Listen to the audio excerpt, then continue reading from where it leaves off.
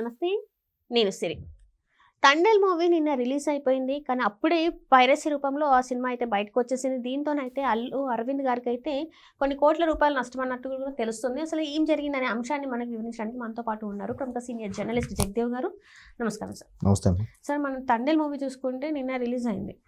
And cinema కూడా మంచి positive టాక్తో వెళ్తుంది. ఇదే క్రమంలో ఏంటంటే అప్పుడే హెచ్డి పైరసీ ప్రింట్ కూడా బయటకు వచ్చేసింది. దీనివల్ల అరవింద్ గారికి అంటే అరవింద్ గారికి అయితే కొన్ని కోట్లలో నష్టం అని కూడా మనకి వార్తలు వస్తున్నాయి. అసలు ఏంటి సార్ ఈ పైరసీని అంతమందించడానికి అసలు ఎట్లాంటిది మనము అసలు ఏం చేస్తే అది ఆగిపోతుంది అంటారు? అసలు ఏం చేస్తుంది ఆగిపోతుంది అంటే అది అసలు కావాలని ఎవరు నష్టానికి చేయరు కదా. ఇప్పుడు ప్రొడ్యూసర్ కౌన్సిల్ కానీ మా వాళ్ళు కానీ లేదా ఇతరత్ర చాలా చాలా సందర్భాల్లో దీని మీద కేసు సైబర్ క్రైమ్ వాళ్ళకి కేసు బుక్ చేయడము, వాళ్ళ మీద సీరియస్గా తీసుకోవడము, వాళ్ళే సొంతంగా కొంతమంది నిష్ణాతులను పెట్టుకొని లేదా హ్యాకర్స్ని పెట్టుకొని అసలు ఇది ఎవరు ఇట్లా చేస్తున్నారని ఇప్పుడు జనరల్గా అవి మూవీ రూల్స్ అని ఐబొమ్మ అని కొన్ని ఏవో విన్నాను, ఓ 2-3 పేర్లు. వాటికి సంబంధించి అందులో రాకుండా జాగ్రత్త పడుతూ వాటికి సంబంధించి ఎక్కడి నుంచి అవి సర్వర్లు ఎక్కడి నుంచి ఉన్నాయి, ఐపీ అడ్రస్ ఎక్కడిది ఏంటి రకరకాలుగా చెక్ చేస్తున్న నేపథ్యంలో ఒక పవర్ఫుల్ హ్యాకర్స్ని తీసుకునే హ్యాకర్స్ని ద్వారా వాటిని హ్యాక్ చేసినప్పటికి కూడా మరలా అక్కడికి ఒక 4 రోజుల్లోనో 2 రోజుల్లోనో ఇంకొక పాత్ అడ్రస్ అంటారు. ఆ పాత్ అడ్రస్తో కొత్త ఛానల్ ఇంకోటి అదే కొత్త యూట్యూబ్ ఛానల్ స్టార్ట్ అయిపోతుంది. అసలు ఇవన్నీ ఇట్లా చూస్తుంటే అసలు దాని ఏదో తెలుగులో సామెత అంటారు చూసారా, శతకోటి ఉపాయాలకి అనంతకోటి దరిద్రాలు అన్నట్టుగా వీళ్ళు ఇంత జాగ్రత్తలు పడుతుంటే అంతకన్నా అంటే మంచి కన్నా చెడు త్వరగా వ్యాపిస్తుంది కదా. సో మంచి టెక్నాలజీ డెవలప్ అవుతుందన్న నేపథ్యంలో దాంట్లో మంచి కన్నా ప్రజలే మళ్ళీ ఇన్ ద సెన్స్ సామాన్య పౌరులే సిటిజన్సే దాన్ని అడదోరలో పడుతున్నారు.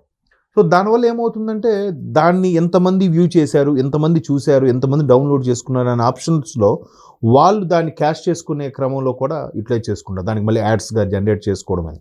బట్ వీళ్ళకేంటి బ్రెడ్ అండ్ స్వెట్ పెట్టి ఎంత కోట్లు ఖర్చు పెట్టి తీసి దాని మీద ఎంతో నమ్మకంతో జరుగుతున్న నేపథ్యంలో ఇట్లా జరిగిపోవడం వల్ల ఎంత దారుణం ఉంటుంది. అసలు అంత క్లియర్ వ్యూగా అంత ఇదిగా పిక్చర్ రెడీ అయిపోయిందని అంటే ఎట్లా. ఈ మధ్యకాలంలో నేనే రీసెంట్గా అబ్జర్వ్ చేశాను, గేమ్ చేంజర్ కూడా అలాగే వచ్చేసింది, తర్వాత పుష్ప 2 కూడా అలాగే వచ్చేసింది. ఇవన్నీ పక్కన పెడితే ఆల్మోస్ట్ ఆల్ 2013 అనుకుంటా, 13లో అత్తారింటికి దారేది, అది మరీ దారుణం. అంటే అందులో పనిచేసే వాళ్ళే ఎవరో బయటికి మొత్తం సినిమా అంతా రిలీజ్ చేసేయడం ఇదంతా. అఫ్కోర్స్ పవన్ కళ్యాణ్ లాంటి సూపర్ స్టార్స్ కాబట్టి బయట మళ్ళీ రిలీజ్ అయ్యి అన్ని కలెక్షన్స్ వచ్చాయి. ఇప్పుడు తండేల్ లాంటి movies next level super stars కాబట్టి వీళ్ళంతా. సో వీళ్ళ సినిమా బాగుంది, అసలు నేను మంచి రెస్పాన్స్ వచ్చింది, మంచి టాక్ వచ్చింది. చైతన్య యాక్షన్ కానీ సాయి పల్లవి సినిమాగా యాక్షన్ కానీ చాలా హైప్ ఉంది. అండ్ మోర్ ఓవర్ చందు ముండేటికి నాకు తెలిసి కార్తికేయ 2 తర్వాత నెక్స్ట్ మూవీ ఇదే అనుకుంటా, ఎంత గ్యాప్ తీసుకొని. సో అంత ఎక్స్పెక్టేషన్ దొరికిన సినిమా దాని దగ్గర రీచ్ అయినప్పటికీ ఇట్లా వచ్చేయడం వల్ల ఎంత నష్టం అవుతుంది.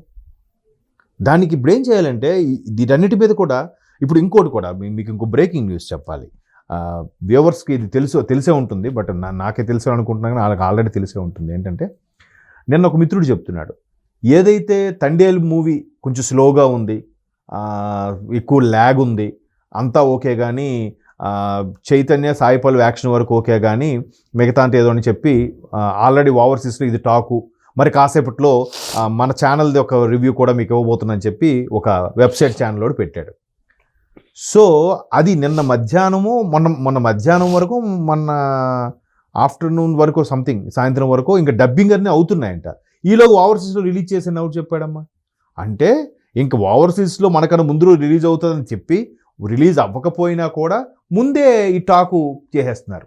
మరి గేమ్ చేంజర్కి ఏం చేశారు, ఒక 28 మంది సభ్యులు గ్రూపుగా ఏర్పడి కావాలని పని కట్టుకొని గేమ్ చేంజర్ బాగాలేదు, ఫ్లాపు, ఏదో శంకర్ సినిమాలు రొటీన్గా ఉన్నాయి అన్నట్టు క్రియేట్ చేశారుగా. తీరా సినిమా చూస్తే అంత దారుణంగా అయితే లేదు, ఒకసారి చూడొచ్చు అనేలాగే ఉందిగా. అంత దారుణం సినిమా అయితే ఇట్లాంటి చాలా స్టోరీలు డిఫరెంట్గా వచ్చాయి సేమ్ పొలిటికల్ ఎనర్జీ మీద. సో అట్లాంటి వాటికి కూడా దారుణం, అసలు ఒకసారి కూడా చూడలేమన్నట్టుగా బ్యాడ్గా పోర్ట్రే చేశారు. వాళ్ళ తర్వాత పట్టుకున్నారు, అరెస్ట్ కూడా చేశారు. అసలు ఎందుకు అలా చేస్తున్నారు అంటే ఒక సినిమాకి సంబంధించి ఏదైతే నడుస్తుందో దాని మీద కొన్ని వందల వేల కుటుంబాలు నడుస్తున్నాయో వాటన్నిటిని పట్టుకొట్టినట్టుగా ఇలా చేయడం వల్ల. సో దీనికి ఒక రకమైన మాఫియా తయారైపోయింది అని అనుకోవాలి, దాన్ని మాఫియానే అనుకోవాలి ఒక విధంగా. ఎందుకంటే అరే ఇంతమంది బతుకుతున్నారు అంటే దీని మీద కూడా మళ్ళీ బతుకుతున్నారంటే కొంతమంది కాంట్రవర్సీ కూడా మాట్లాడుతున్నారు. మరి సినిమా రేట్లు పెంచేస్తున్నారు కదా, మరి సామాన్యుడు చూడడం ఎలా అంటే ఓటీటీకి వస్తుంది, అంతవరకు మేము ఆగలేము. ఆగకపోతే మానే, నీకెందుకు అంత సినిమా అంటే పిచ్చి? నువ్వు అంతవరకు రిలీజ్ రోజే చూడాలనుకుంటే థియేటర్కి వెళ్ళి చూడు. లేదు థియేటర్లు రేట్లు పెంచేశారంటే ఓటీటీ వచ్చే వరకు ఆగు. లేదు పని కట్టుకొని మల్టీప్లెక్స్కే వెళ్ళాలా, మల్టీప్లెక్స్లో వెళ్తే చాలా కాస్ట్ ఉంది అంటున్నారు, 300 రూపాయలు టికెట్ అంటున్నారు. నువ్వు సింగిల్ స్క్రీన్కి వెళ్ళవా? చిన్న మామూలు సింగిల్ స్క్రీన్ థియేటర్స్ ఉన్నాయిగా, 100, 150, 70, 80 రూపాయలకు కూడా ఉన్నాయిగా, మరి వాటికి వెళ్ళొచ్చుగా. నీకు పాష్ లైఫ్ కావాలి, డబ్బులు ఖర్చు పెట్టకూడదు. ఇక్కడ ఎవరి వెర్షన్ కరెక్టు? ఒకవైపు రేట్లు పెంచేస్తున్నారు, సామాన్యుడు చూసేదలా అని చెప్పి గొంతు చించుకునేది వీళ్ళే. మరోవైపు రిలీజ్ రోజు 3,000 రూపాయలు ఖర్చు పెట్టి బ్లాక్లో టికెట్లు కొనుక్కొని వెళ్ళేది వీళ్ళే. ఎవరు తప్పు అంటారు? వీళ్ళు చూస్తున్నారు కాబట్టి వాళ్ళు రేట్లు పెంచుతున్నారా, లేదా వాళ్ళు ఖర్చు పెడుతున్నారు కాబట్టి రేట్లు పెంచుతున్నారా? చెప్పండి. కాబట్టి గుడ్డు ముందా పిల్ల ముందా అనే వాదనలో ఎవరిది ముందని చెప్పలేం. కాకపోతే వాళ్ళు కష్టపడి తీస్తున్నందుకు ఓకే, ఒక మోస్తరు వరకు ఓకే. ఇప్పుడు దాంట్లో కూడా రకరకాల వాదనలు ఉన్నాయి. ఇదే స్టోరీ ఎక్కడో ఫారెన్లో తీయాలా, మన ఆంధ్రప్రదేశ్లో తెలంగాణ జిల్లాలోనో గోదావరి జిల్లాలోనో తీస్తే కుదరదా అనేవాళ్ళు కూడా ఉన్నారు. అంత ఖర్చు పెట్టాల్సిన అవసరం ఏముందన్నారు. ఇంకొంతమంది ఏమంటున్నారు, ఒరే ఎవడు స్థాయి తగ్గట్టు వాడు చూస్తాడు. ఏబిసి సెంటర్లో ఉంటాయి, అవి కాకుండా మల్టీప్లెక్స్ సెంటర్లు, మెట్రోపాలిటన్ సిటీస్ వేరు. A class center, B class center, C class సెంటర్లు ఉన్నాయి. పల్లెటూర్లు, పట్టణాలు, నగరాలు, మేజర్ మెట్రోపాలిటన్ సిటీస్. సో వాటికి తగ్గట్టుగా రేటు, వాడు కరెంటు బిల్లు, మెయింటెనెన్సు, అక్కడ కట్టాల్సిన మున్సిపాలిటీ వాళ్ళకి ట్యాక్సులు ఇవన్నీ కలుపుకొని వాడు రేటు పెంచుతాడు. ఆ రేటు పెంచిన తర్వాత వాడికి కొంత మిగలాలి. వాడికి కట్టగా మిగలాలంటే ప్రొడ్యూసర్ కూడా రేట్లు పెంచాలిగా. ఇది వీళ్ళ వెర్షన్, అంతే కదా.